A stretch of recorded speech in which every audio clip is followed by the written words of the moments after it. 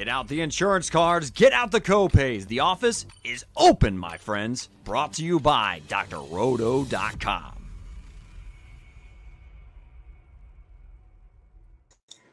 Good morning, my friends. It is an early one, especially for you West Coasters getting ready for this next match. It is in the cup, brought to you by drroto.com. I am Johnny Danger. With me, of course, Mr. Adam White. I love the retro Pistons hat, my friend. Oh yeah. The Pistons are ripping it. I bought this a couple of years ago before the season and was hopeful that I could wear it proudly for the current Pistons. I always wear it proudly as a longtime Pistons fan, but they are on a roll. Fight night broke out in Charlotte the other night. It's good to be a Detroiter and a Detroit sports fan. JV is coming back.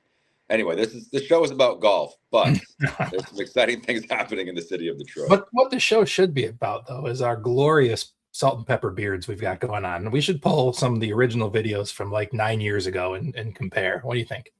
Yeah, mine is weird because it's like all salt to here. Yeah. It starts shaking in mostly pepper here. I don't know. It does its own thing. I absolutely like it. But what we're here to talk about, my friend, is the AT&T Pro-Am at Pebble Beach. Are you excited for this one? I'm excited for this one. I'm more excited than I was before they turned it into a signature event where it's only 2 courses. I don't love multiple courses in the same event. It's just weird. You can have some funky stuff with waves, with weather waves, and who's on what course at what time of day, and it just doesn't make for a great competition. But we got Spyglass, we got Pebble Beach. There is a Pro-Am element to it, but it is a signature event. We got Scotty and Rory in this event for the first time of the season, first time since the PGA, the Tour Championship that they've been in the same event. So, no, I'm fired up, man. I think it's a great test of golf here. The views are beautiful and scenic, and it's a little more serious feeling than the wasted management and the party that ensues down there. I think that's a good event to have one time per year. Yeah, I had a buddy here in Michigan over in the Lansing area that camped on 18 for the entire week last week and sent some fun photos. Yeah, and there were a lot of very consequential shots hit on 18 last week. Goddard wins again. Got to recap that. Ends up beating Hideki, who's just fighting his driver on Sunday. Like, Danger, if he could have at least hit your consistent slice out there at certain times, at least if it was predictable, he'd have been all right. But he had the 2-way miss going. You could tell he was fighting it. And until the very last hole, kept a 1-shot lead, but made the bogey to fall into the playoff. And, Goddard won the first hole. So he's got to be – I mean, you said it the other week. I was like, man, I think this Pearson Cootie is like this year's Goddard. And you're like, maybe Goddard is this year's Goddard.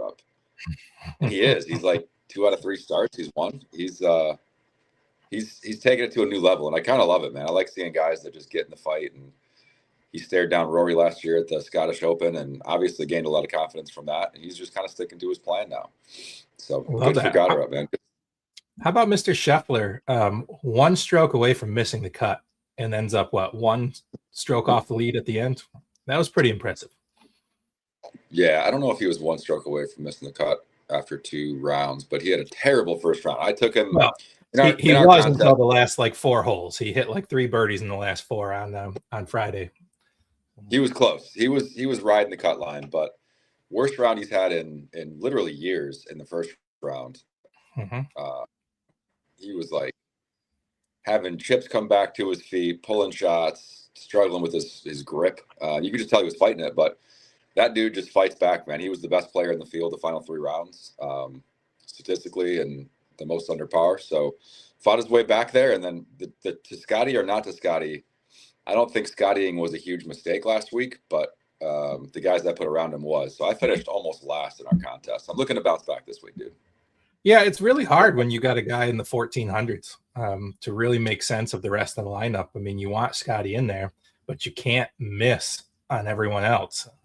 Like any of them. You can't miss on any of them. All of them have to top 30 to make it worth paying $1,400 for Scotty. And that's where we're at again. You can save. I mean, let's just get right into it. You can save $2,500 going to Rory this week. Does that make sense? I haven't seen Rory play yet this year. I know you follow international golf more than I do. How's Rory looking? Is it worth the 25 savings to go down to Rory?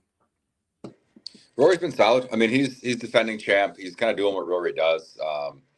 He had a couple good finishes in the Middle East. Not contending necessarily. Kind of faded at the Dubai, but game looks good. Swing looks good. I'm not personally on him this week. I wouldn't say last year was a fluke, but the way that he got it done, I wouldn't necessarily expect to repeat. He's usually a guy who's great off the tee. Even though he has, a $2,500 discount from Scotty. This course with the small greens, with the undulating greens, I like Scotty a bit better, even paying that price tag for him. The one that I think is a wild card, because this course seems to set up very well for him, is Tommy Fleetwood. And we can go into a bit of a course breakdown if you'd like. Yeah, no, hit me, please. Yeah, no, it is one of the shorter courses on tour. We're actually sub 7,000.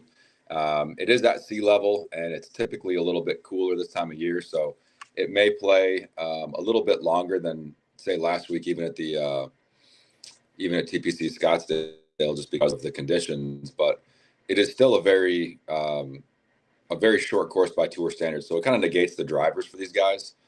We do have four par fives and 4 par threes. We've seen U.S. Opens here in the past. It is not going to be playing like a U.S. Open would in June. But we've got a lot of dog legs at this course, a lot of kind of forced layups. So there's not as much advantage to be had if you're a great driver like Rory is. Now, Rory's also very good in other aspects of his game, so he rode that to win last year.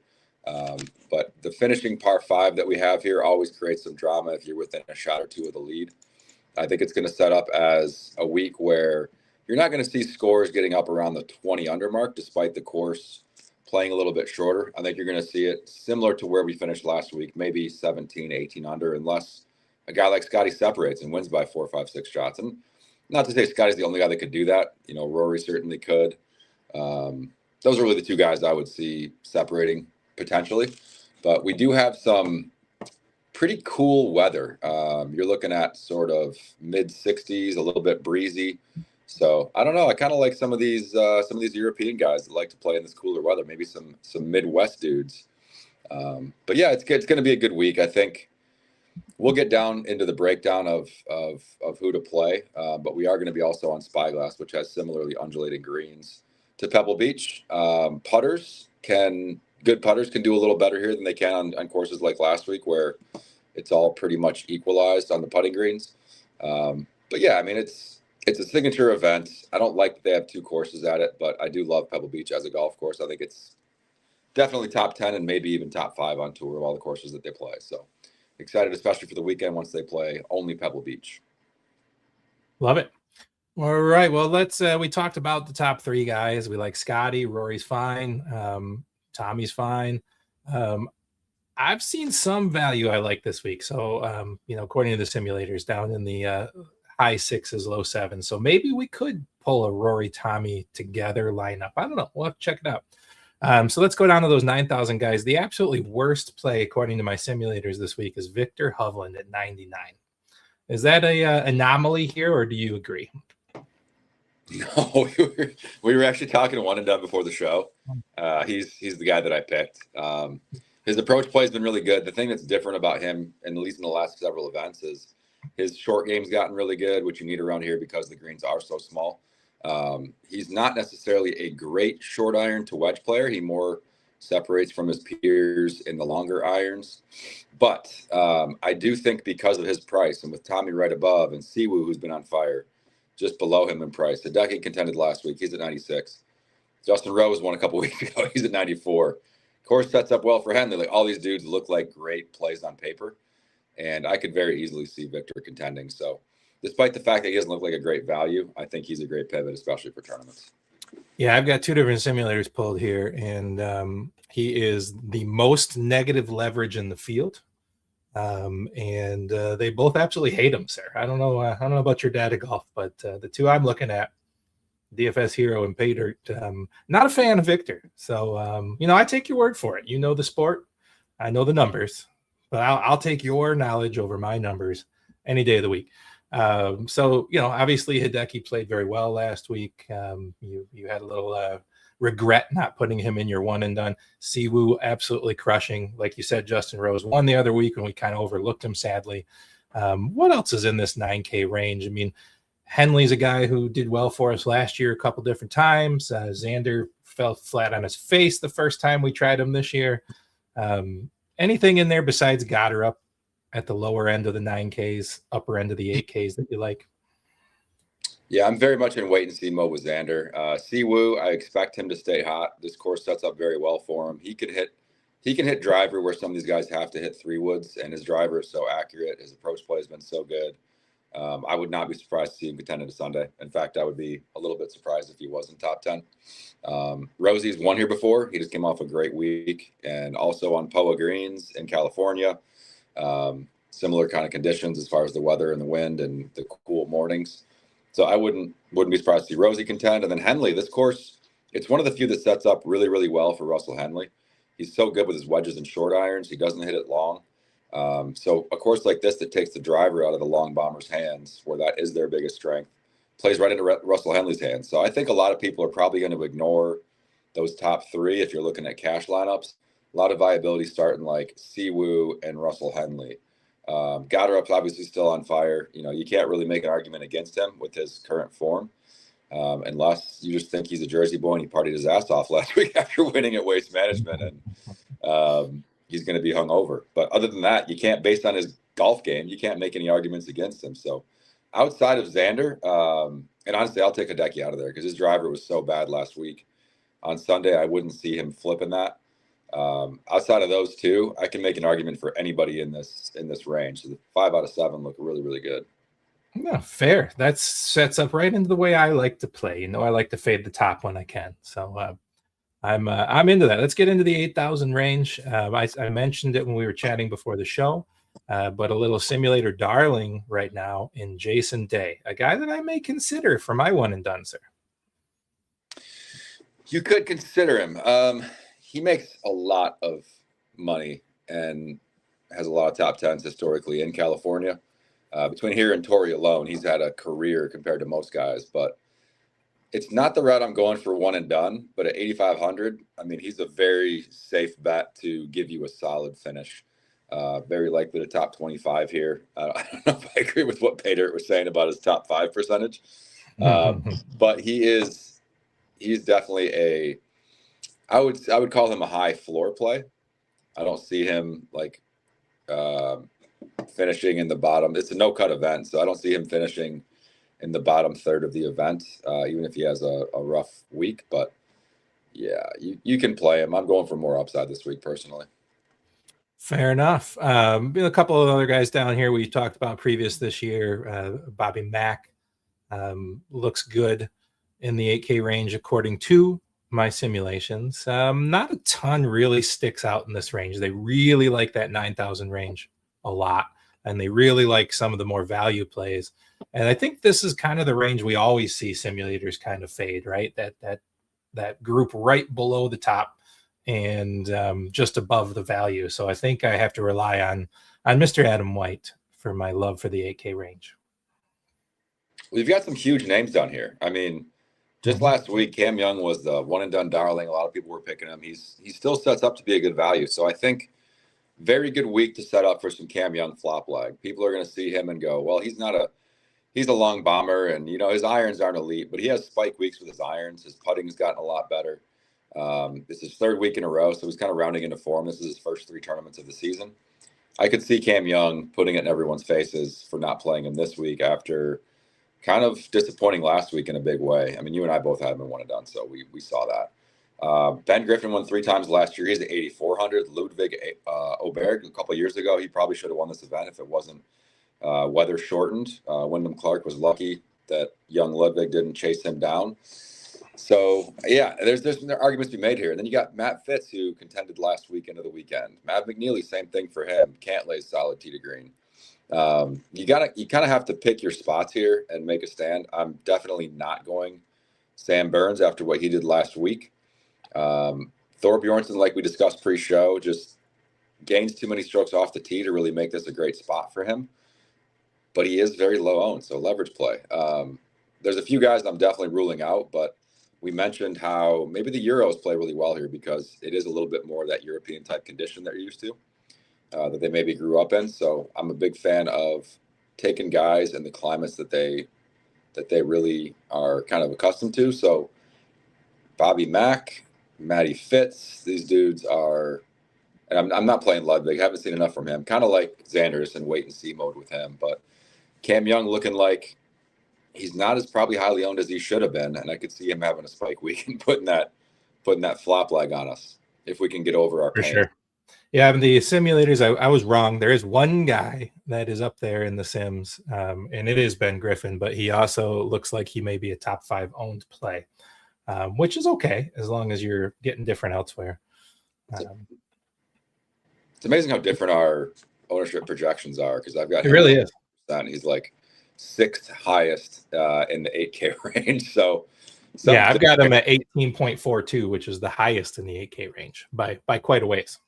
Gotta mention Danny Berger too. I think at a course where the greens are soft, the greens are small, his lower ball flight's not going to hurt him. Despite his lower ball flight, where last week like high apex on your iron shots was important, Dan Berger gained almost 2 strokes per round on the field on approach. So he's the guy I'm keeping my eye on. I think at 8K with a lot of these guys higher owned in this range, I don't know what your projections say, but he's sub 10% on mine. Berger is the guy I could see myself getting on, especially. I'm probably going to do like 20 lineups this week. If he's 10%, I'm putting him in at least 3-4 of those. I want to be double, triple the way to him because I think he's trending. The different aspects of his game have been on in his first couple of events. They haven't quite clicked all together, but this is a great spot for him. Fair enough. Yeah, I've got him at 8.55. So anything under 10% is good for GPPs, of course. Especially in a smaller field like this. We like that. We like that. All right, getting down below, we've got another Jake Knapp sighting at the top of my simulator value scores. He's been playing very, very well this year. Colin Morikawa is down there. Not so good again. What did you see from him last week? He made me a little money. He was in my $25 single entry last week, and he didn't blow up. But he's still down below 8,000, and this is a guy who flirted with top rankings in the PGA for a couple of years. No doubt. I mean, he burst on the scene. He looked like a world beater. He won 2 majors in his first few years out there. But the game is just not that. The putting is still terrible. Sometimes when your putting is awful and it puts a lot of pressure on the other parts of your game. So you start taking risks on approach shots. But he was a little better than average off the tee, a little better than average on approach, a little better than average on short game around the green, despite one of the worst chips I've ever seen a professional hit. I mean, he chunked one, man. It went like 3 feet in front of him. I don't know if you saw that one. I didn't. But it was brutal. It looked like you chipping on a tough lie. Like, seriously, somebody who doesn't play at all. I'm in wait and see mode on him, too. Like, he just hasn't shown much. Missed the cut at the Sony. Putting looks awful. He's clearly searching for it and not finding it. So despite this being a decent setup for him, I could see him, making the cut, but not somebody I'm putting in my lineups with any kind of confidence. Well, the number one in this group is probably no surprise to you in the simulators. It's Pearson Coody, a guy that I said the first week we did our show, who the heck is this guy?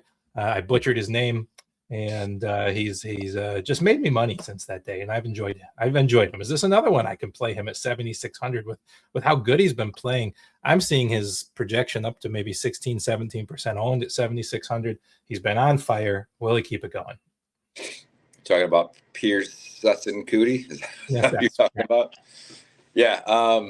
I have a hard time completely fading him, although this week he does gain a lot of strokes typically off the tee. His driver is an absolute weapon. He's gained 1.56 and 1.3 strokes per round off the tee in the last 2 events. His approach game did look pretty good last week, but Sunday he kind of faded. I am not personally going to be on him at the ownership that he's going to garner. So I'm looking at some other guys here that, the vets that I like are the ones that sort of have to put it together on the weeks where they can contend with the driver not being as big of a factor. So guys that I think are trending in the right direction could really strive on these smaller greens. Okay. Guys like Sepp Straka, guys like Harris English. I would say that JJ Spawn's driver was probably the worst part of his game when he struggled those first couple events. And this is a course where he normally drives it accurately, but if he can club down to 3-wood and still have approaches into the greens, it's hard to argue against JJ Spawn. Now, at the top of the 7K range, you got two guys who are really intriguing and probably going to be pretty highly owned. Jake Knapp has been on an absolute tear. Like, he's been a cash game king so far this year. T11, T5, and 8th alone last week.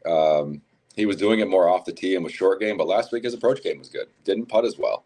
So if it all clicks for him, you could see Jake Knapp contending. And, you know, I can't say he wouldn't back down against Scotty, but he's a guy that I would expect to play well down the stretch if in contention. Well, so there's a large group of people here that pop for me, Adam, and I'm going to need it because I'm going to want to play probably at least two of the people from 10K to, you know, low nines, just because I like them so much. Jake Knapp's one. Sepp Straka pops in here. Cootie pops in here. Ryan Gerard, he was a guy I brought up to you at the beginning of the show. Every simulator I have run is screaming that not only do I have to play Ryan Gerard, but he could be a very, very sneaky one and done to try to get me a top 10 on a low owned guy. Yeah, I mean, I wouldn't hate you for it. I will say he hasn't played against the absolute top tier competition just yet. The field at Farmers was good, but it wasn't elite. Now, Sepp is a guy that we were in wait and see mode. If you remember a couple weeks ago, we were talking about how he had a really rough fall, had some personal stuff going on leading up to the Ryder Cup, really wasn't played much in the Ryder Cup matches. But he's a guy we were in wait and see mode, and he showed us last week. Approach play was good, around the green game was good. He's always an accurate driver of the ball. If his putting flips, I would not be surprised to see him top 10 here. Small greens play right in his hands with his precise iron play. Again, Ryan Gerard, the models are going to love him. His current form has been fantastic. Can he keep it rolling? I'm not going to bet against it. But the guy that I like is actually a veteran here, just above the middle of the 7K range. And it is Slick Ricky Fowler. No. I like Ricky this week.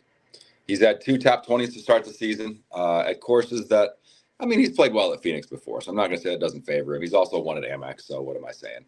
I think the course, though, with him, he's been accurate off the tee, but not super long. That plays right into this course. His approach game has been very good. I love his 3D printed set of irons. He's got some lead tape on the heads, just salivating over that. He's normally very good around the greens. Hasn't been the first 2 events. And despite that, he still finished top 20 in some pretty darn good fields. I expect Ricky to play well this week. Would not surprise me at all to see him contend. Our boy Sahith, man. Our boy Sahith has come to life. Now, he faded a bit over the weekend last week, but he still finished T18 despite spraying it all over the place. Mm-hmm. I think a course like this, where you take the driver out of Sahith's hands.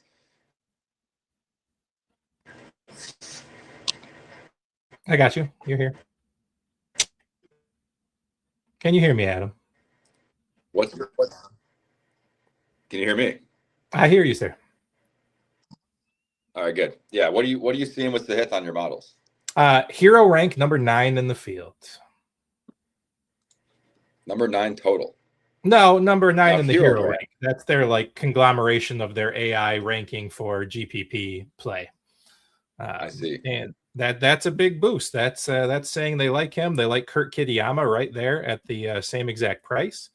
And they kind of like Bhatia and Minwoo Lee. So this simulator really likes this low end of the 7Ks. Yeah, Bhatia was a guy that he was kind of a bust to start the year. First couple events were terrible, and then last week he comes out and contends for the victory. We should have seen that value at 6,900. Sometimes you just kind of take the pedigree and the long-term form over the short-term form, especially when it's like buying a stock that's low. You know, that's been, you know, it's a blue chip stock. You know, you expect it to regain its value. We missed the buy low opportunity. 7,300 still cheap, but not compared to 69 last week. I could definitely get on board here.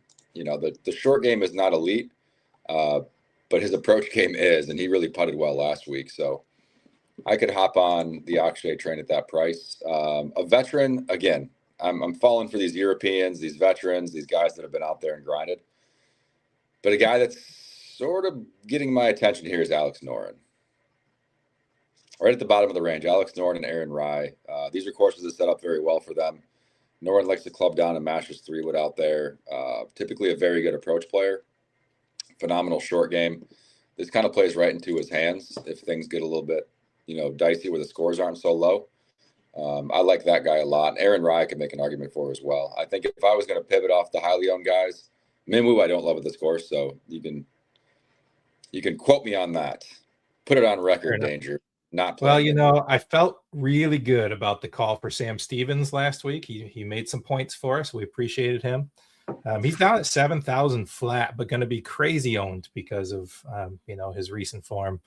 Anybody else you like down there? I mean, I got a couple of stars right at the top of the 6K range. But Coco, can Coco put it together here? Well, your voice was in my head last week, and I popped Stevens into my lineup as a value play in that Scotty lineup, and he was great the first couple rounds, but then he stunk it up. He did. Took me towards the bottom. Yeah, I love Coco this week at 7K, man.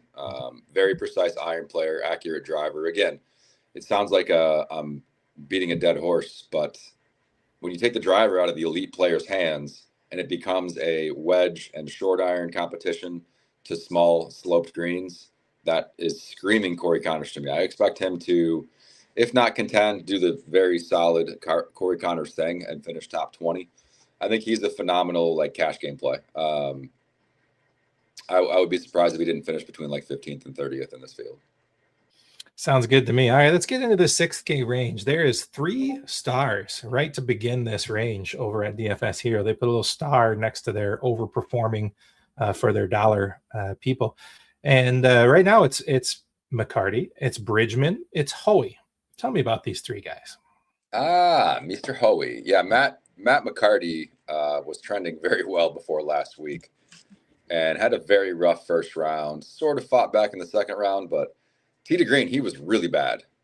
He had been quite good before that in the couple events previous, but I don't know. It's a shorter course. He's not a long hitter. He's more of an accuracy guy. I would expect him to bounce back and at least finish top half of the field. Who did you just turn into, man? Oh, sorry, my camera just glitched. I don't know. It's a coach of somebody. I don't know who I just looked over and it's funny. You're no longer Caucasian, I can tell you that much. But yeah, I don't mind McCarty. You threw me off there. Bridgman really played well on the weekend last week. It's impressive to see somebody play that well on a Sunday. There you are.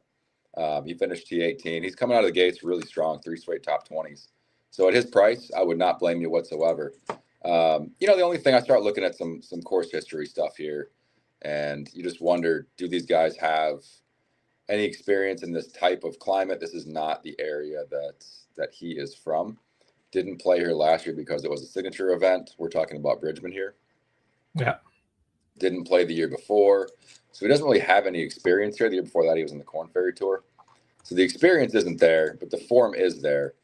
I talked about this pre-show. Rico is a guy with his accuracy off the tee, with his approach game, typically very solid. Those things rounded into form last week.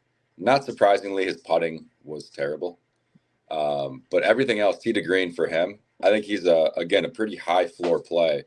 And if the putter flips, we say this every week about 10 guys, but if the putter flips, Rico is a guy that could surprise and find himself on the leaderboard this week. So I like all 3 of those guys. There are some additional value plays down below if you want to get into that. Here's the thing, Adam, is we got to find these guys because I'm going to have a hard time. I really want 2 guys in between the 9 and 10. I just do. I just want them this week. I like it. I like the no-cut events for these big names. They can go on big scoring sprees. And so I'm going to have to find probably one guy in the very low 7,000s and one guy in the mid to high 6,000s to even consider that. So I need your help here, buddy. I need the love. We got another couple darlings down here. P. Raj, of course, you're pissed off at him out of his last round last week. Max McGreevy, another M&M player. What else we got down here that we like? We got some M&M. So we're expecting the bounce back from Matt McCarty. Max McGreevy had a very hot first couple of rounds last week, but did fade a little bit on the weekend, finished T48. Showed some really good tee to green play. It was really the putter that cost him. That isn't necessarily the case. He's kind of an average putter on PGA Tour. Not a long player, but very accurate. Approach game is usually better than average. So McGreevy, I could talk myself into. It's not a week where you would go full M&M necessarily, but if you wanted to go same initials, You could go Scotty Scheffler, Sam Stevens, Matt McCarty, Max McGreevy. You got M&Ms and SNSs. Sepp Straka is looking like a very good play. If we can find one, Mav McNeely. What about Kurt Kitayama? KK, yeah. I don't like, getting close to 3Ks, but KK not bad either. He does have another K in his name too, in his middle name. But I made that up. I don't know what his middle name is. But no, you could do the M&M and the SS lineups here and feel pretty good about yourself. There's a guy that I'm trying to talk myself into him. He had a good week last week. He played college golf at Cal. Michael Kim he tends to be a player who, when he finds form, it sort of sticks around. So I'm working on talking myself into Michael Kim. He won overseas in the sort of after Tour Championship season. T9, T32 in the fall swing, T24 in the fall swing, and then T18 last week. I think he's the guy I'm going to be on board with as a value because there's a good chance I'm playing Scotty. But to that sort of riding the form thing, last year he went T2, 13, 13, 6, 4, 5 straight events. Sort of found his form in the fall. I think this is the beginning of another run from Michael Kim.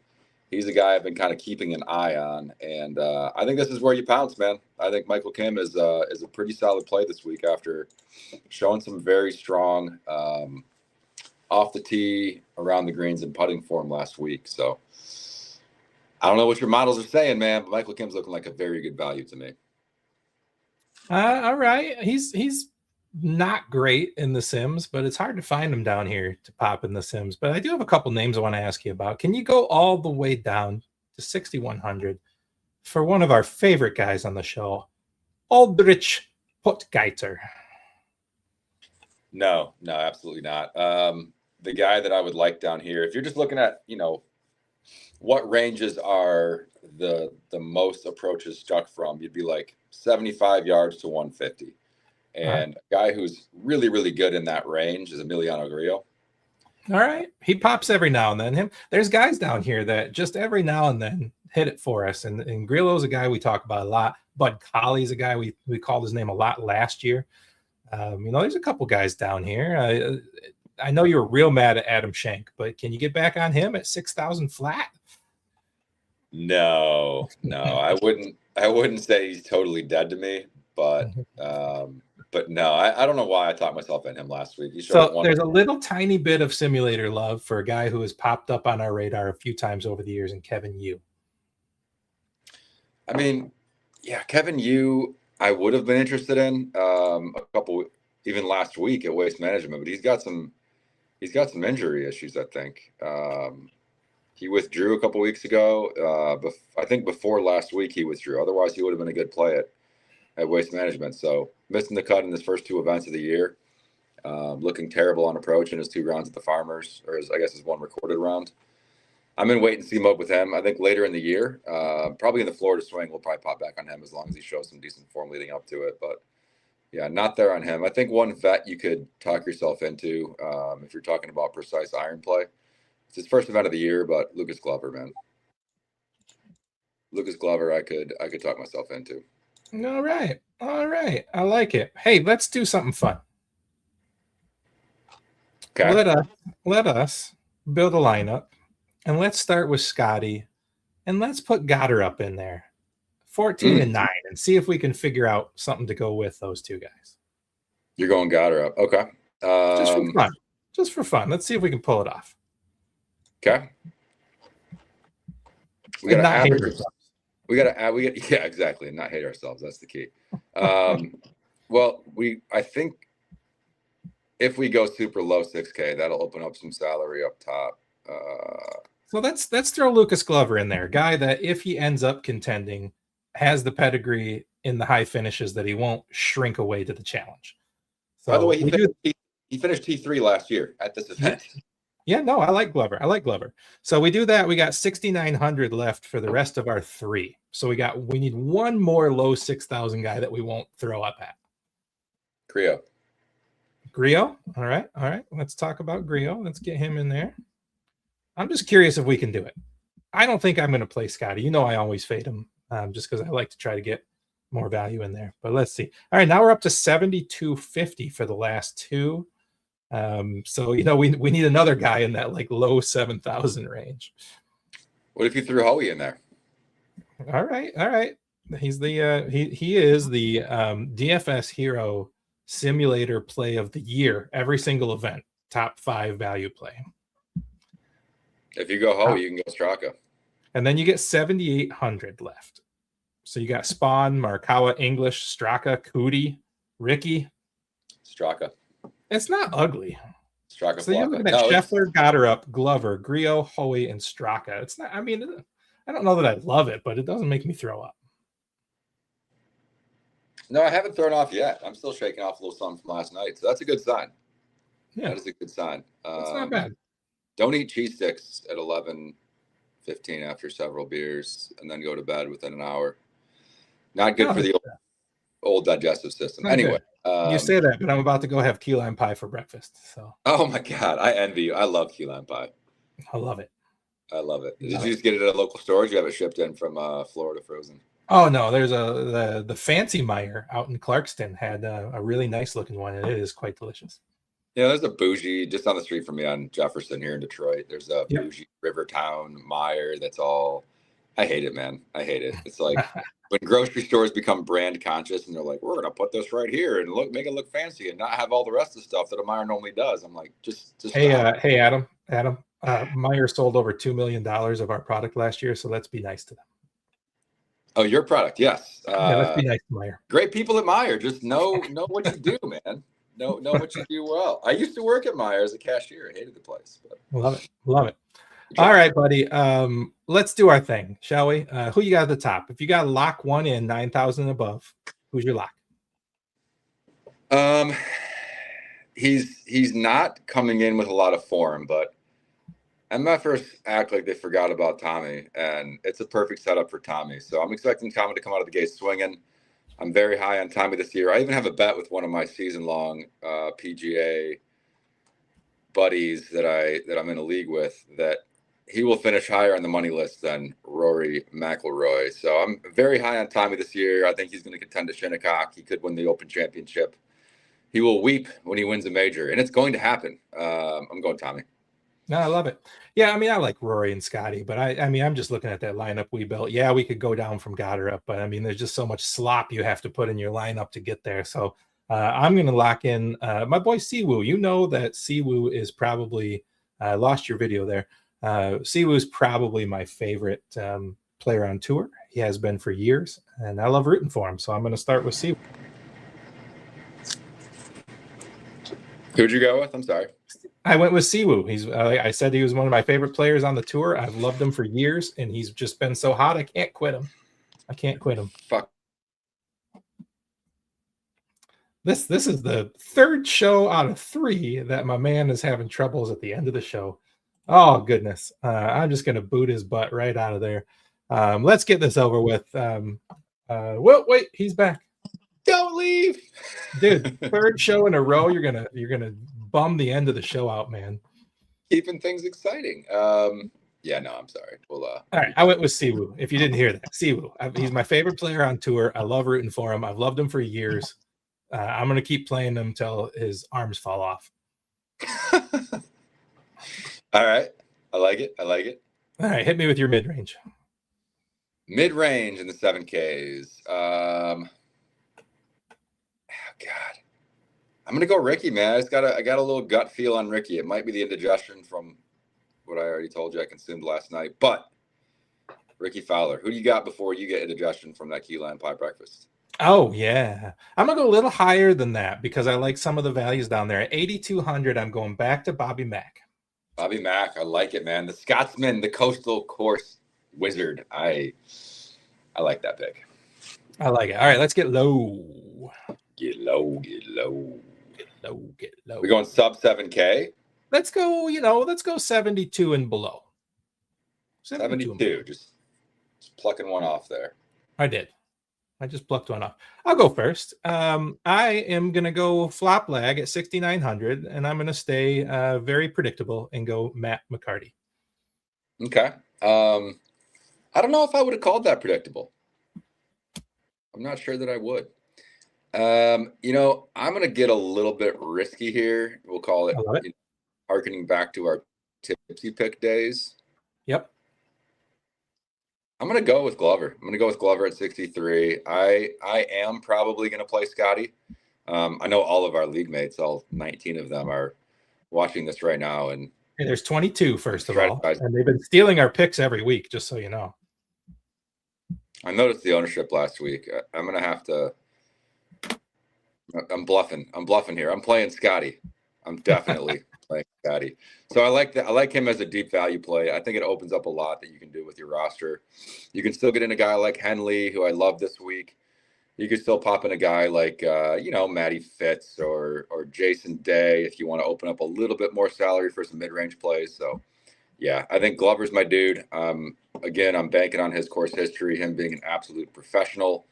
As you said, he's not going to wilt under the pressure necessarily. Not will his putter hold up? We'll see.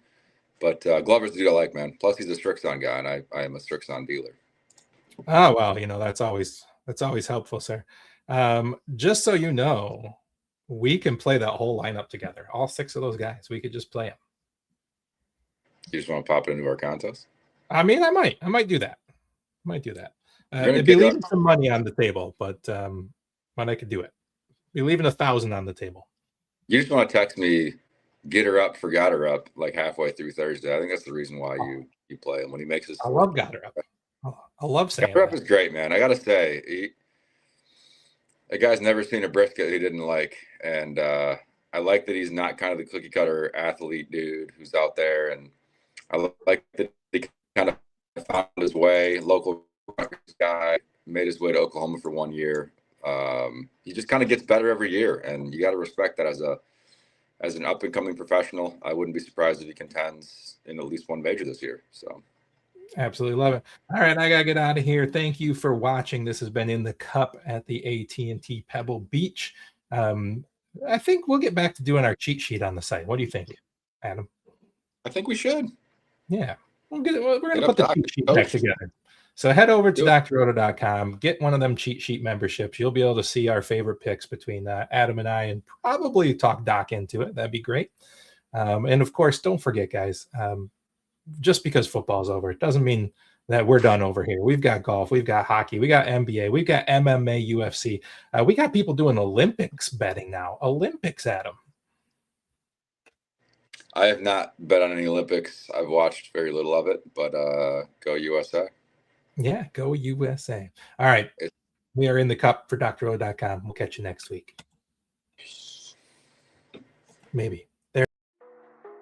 Thanks for stopping by the office. Get your fantasy prescription by subscribing to the channel and checking out drroto.com. And until the next visit, be well and take care.